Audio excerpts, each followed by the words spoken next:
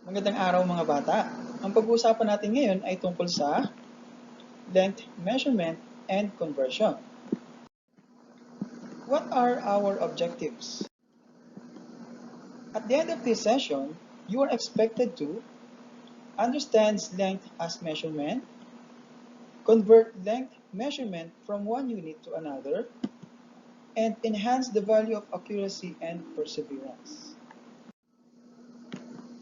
Let's have a review. So, sa inyong mga past lessons, napag-aralan ninyo ang tungkol sa measurement. Ito yung sa Introduction to Measurement. So, dito natin nalalaman kung gaano kalaki o kahaba ang isang bagay. At sa ating pagsusukat or pag-measure, gumagamit tayo ng iba't ibang unit. Kagaya ng meter, centimeter, inches, yard, at iba't iba pa. Okay? So, let's do this. Select 5 out of the 10 units which you think have something in common.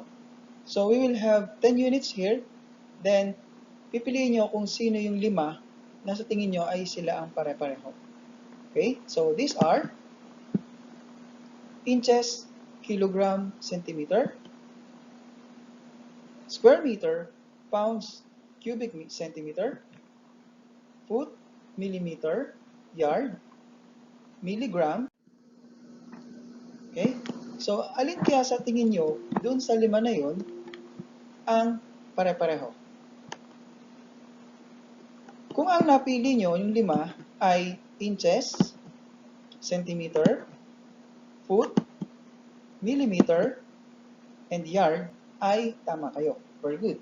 Kasi, silang 5 ay pare-parehong length measurement. Okay? So, let's proceed.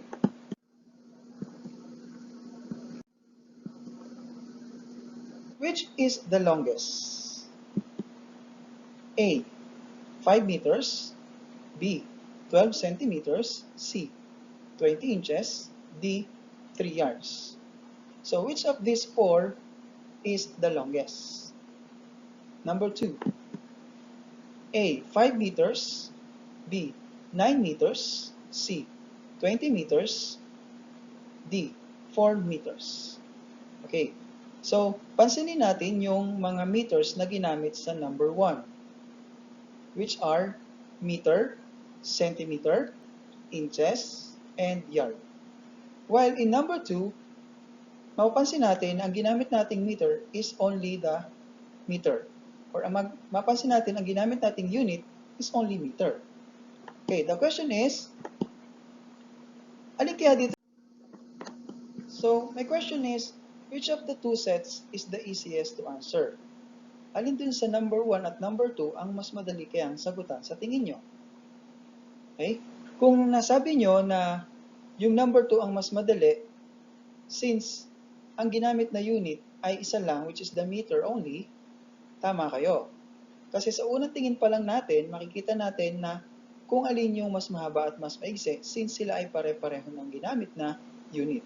Unlike dun sa number 1, na iba-ibang units ang ginamit. Okay? So, for us to easily determine the longest or the shortest, we need to make them in the same unit. In short, we will do the conversion kung magkakaiba sila ng unit. So, doon sa number 1, we will first convert them para pare-pareho sila ng unit para makita natin kung alin ang mas mahaba at mas maigsi. Unlike doon sa number 2, since sila ay pare-pareho na ng unit, hindi na natin kailangan i-convert kasi obvious na kung alin yung mas mahaba at mas maigsi. Okay?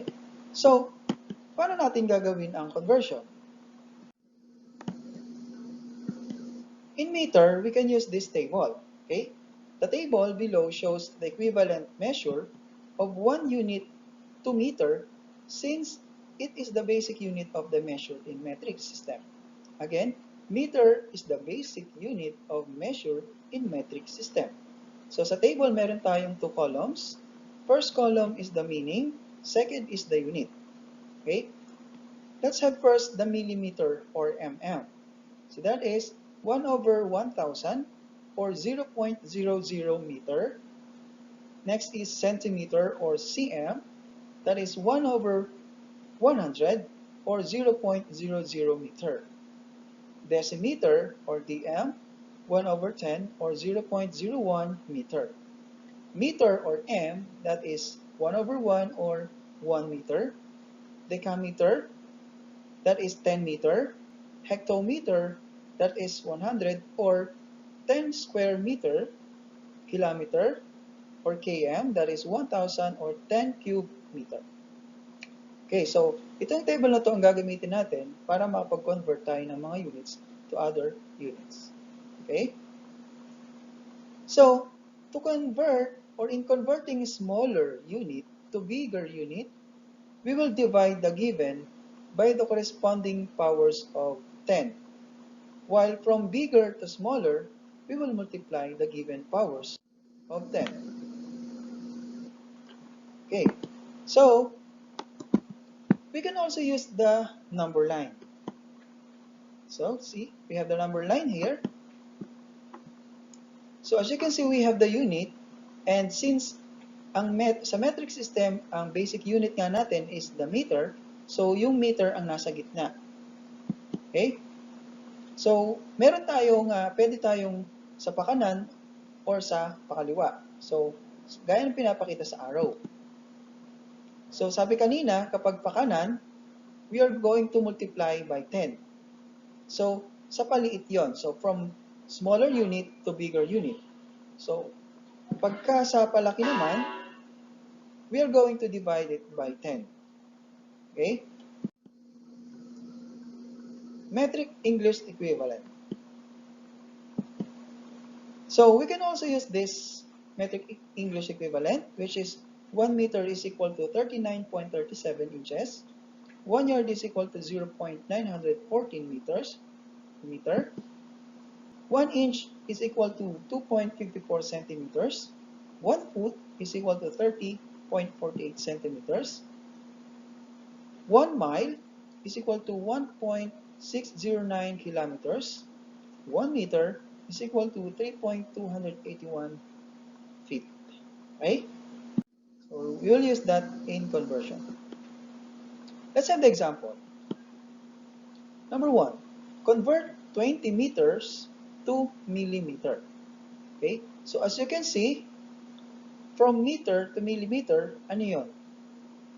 Smaller unit o bigger unit? So siyempre, mas malaki ang meter sa millimeter. So we have bigger to smaller. So sabi, kapag bigger to smaller, we are going to multiply.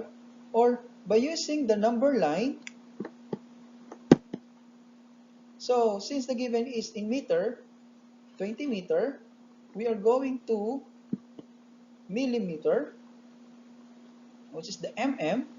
So what we will do is, we're going to count from meter steps. So step 1, 2, 3. So from meter to millimeters, we will do the 3 steps. Okay? We count 3 units to the right. Okay? In 20 meter, or in 20, we will add 3 zeros to the right, since we move 3 steps to the right. Again, we will add 3 zeros to the right, so 20 becomes 20,000. So, 20 meter is equal to 20,000 millimeters. Okay? So, let's have another. Let's convert 3 meter to kilometer. So, kilometer is bigger unit than the meter. So, kanina, sa paliit or pa smaller unit tayo, ngayon, palaki naman tayo. Again, we will use the number line. 3 meter, from meter, we will move to kilometer. How many steps? 1, 2, 3. So we move 3 steps. Therefore, we will add 3 zeros to the left. So 3 becomes 0.0003. So 3 meters is equal to 0.0003 kilometer. Okay? So, English system naman tayo. Example, let's convert 120 centimeter to inches. So, as you can see, we cannot use the number line since wala naman tayong inches doon. So, we will use the multiplication or division. So, we will use this English system, 120 centimeter multiplied by, since in English system, we have the 1 inch is equal to 2.54 centimeter. Since ang given natin is centimeter, we can use this one. Okay? So we're going to multiply it by 1 inch over 2.54 centimeter. And that is, we will cancel the unit, centimeter, centimeter. Remember, we are converting the given into inches. So we will have 120 inches over 2.54 is equal to 47.24 inches. So therefore, 120 centimeter is equal to 47.24 inches. Okay? Convert 100 feet to yard. So again, since we do not have yard in the number line, we will use the English system.